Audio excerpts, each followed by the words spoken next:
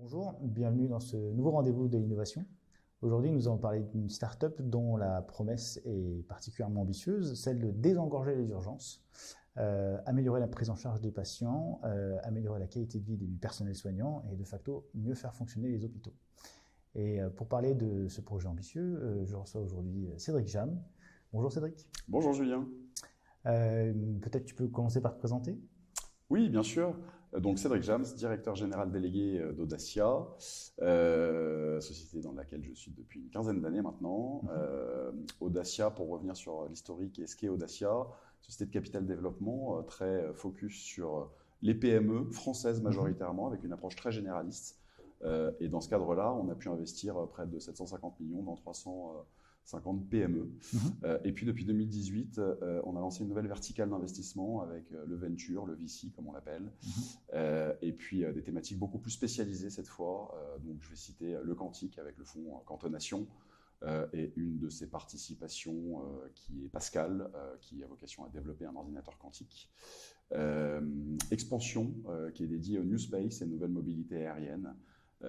Donc fonds voilà, qui va dans l'espace, donc qui nous permet de regarder les étoiles, donc c'est assez sympa au quotidien, et une participation que je vais citer aussi, Latitude, qui fabrique des micro-lanceurs. Une autre thématique, Exergon, qui a vocation à adresser ce qu'on appelle le nouveau nucléaire, hein, donc les SMR, les XSMR, puis Calderion, qui a vocation à investir dans des sociétés de l'hydrogène et des nouvelles énergies. Et enfin, Sorbonne Venture, fonds dont je m'occupe plus particulièrement en tant que gérant, et qui, lui, a vocation à investir dans des startups de la santé majoritairement, et de faire le lien entre les laboratoires de Sorbonne Université, de tout l'écosystème Sorbonne Université, et le monde entrepreneurial. Donc les startups, les fonds d'investissement. Et ça nous permet non seulement de les financer et de les soutenir au quotidien, mais aussi de leur apporter des conseils potentiellement et de les aider à se développer comme ils le méritent. Nous sommes là pour parler d'AustralDX aujourd'hui. Donc société de dispositifs médicaux qui développe donc un système sans contact d'évaluation sur toute la partie cardio-pulmonaire. Société dans laquelle vous avez investi, sur laquelle nous sommes en train de lancer une campagne. Et donc l'argument clé, c'est que lorsqu'une personne arrive aux urgences, ce diagnostic pour cardio-pulmonaire va se réaliser en moins de 2 minutes. C'est ça. On sait aujourd'hui que les maladies cardio-pulmonaires sont une vraie préoccupation pour tout le monde. On sait que ça représente 10 à 20% des passages aux urgences, douleur thoracique, quelle qu'elle soit, et qui a pour cause une maladie cardio-pulmonaire. Aujourd'hui, on sait aussi que quand on arrive aux urgences et qu'on a ce type de douleur, il va falloir toute une série d'examens qui prennent du temps, évidemment, encore plus avec cet engorgement. Donc, on arrive, il y a une infirmière qui arrive, puis un médecin qui vient vous ausculter. On va leur faire réaliser un ECG, et puis éventuellement d'autres tests, prise de sang, échographie, radio. Tout ça, l'un dans l'autre, prend 3 heures à peu près.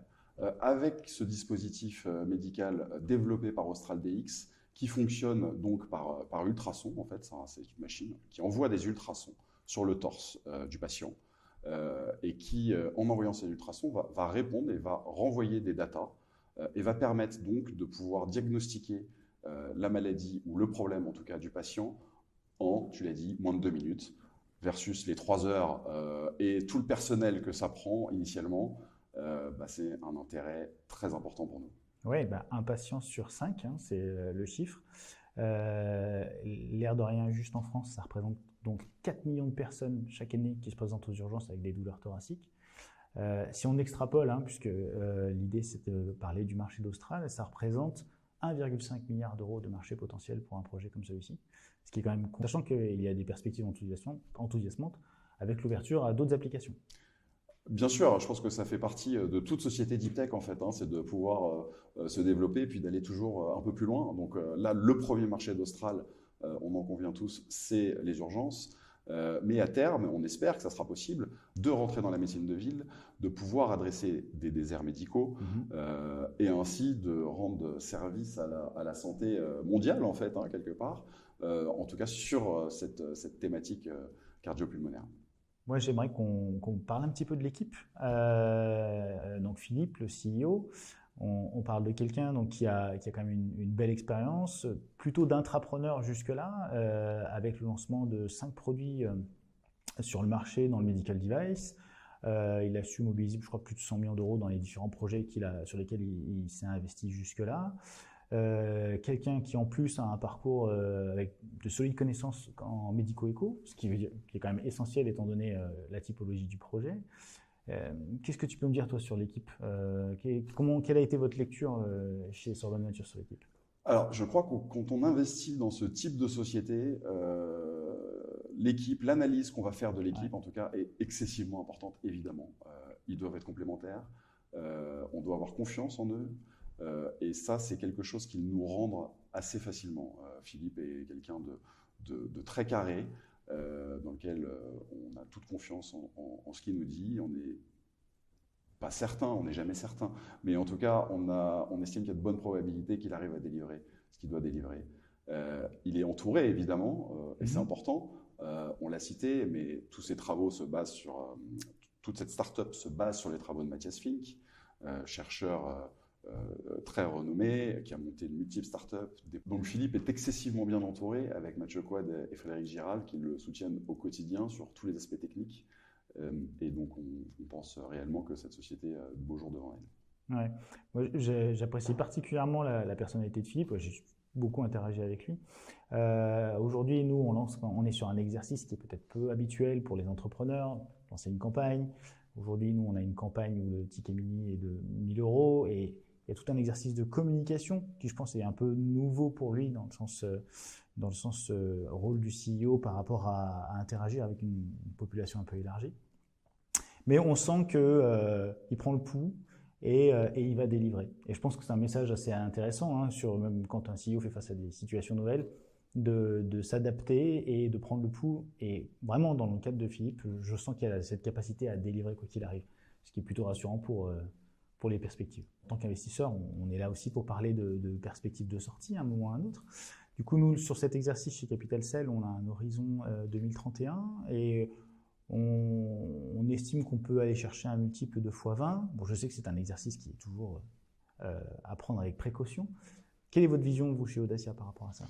Oui, non, mais je suis entièrement d'accord. C'est-à-dire que sur une start-up qu'on finance à ce stade, c'est toujours compliqué de parler d'exit et d'avoir vraiment des hypothèses, soit en termes de retour sur investissement, soit en termes de scénario d'exit, tout simplement. Mais nous, peu importe les deals qu'on peut réaliser, on prévoit évidemment un pacte assez fort qui nous permet d'envisager une sortie à une échéance qu'on a déterminée ensemble avec l'entrepreneur. En l'occurrence, effectivement, 2031, qui est notre clause de rendez-vous qu'on a l'habitude de mettre en place et qui nous permet de nous asseoir autour d'une table à ce moment-là, de voir où en est la société, comment elle s'est développée, quels pourraient être les investisseurs ou les acquéreurs potentiels, et puis de mettre tous les sujets sur la table et de décider si, oui ou non, il y a une sortie possible, intéressante pour nous, comme pour les entrepreneurs, évidemment. Donc, on a un tas de scénarios envisageables. Ça va de l'IPO à l'acquisition industrielle ou à éventuellement un nouveau fonds d'investissement qui rentrerait. Donc, voilà, il y a plein de possibilités. C'est compliqué de s'engager à ce stade, mais ce qui est sûr, c'est qu'on a toujours cette clause de rendez-vous qui nous permet d'avoir une échéance potentielle, en tout cas, sur l'investissement et un retour sur investissement qu'on espère fort, évidemment. Je pense que ça nous fait une très belle conclusion pour cet échange. Je te remercie, Cédric, pour cet échange. Merci, Julien.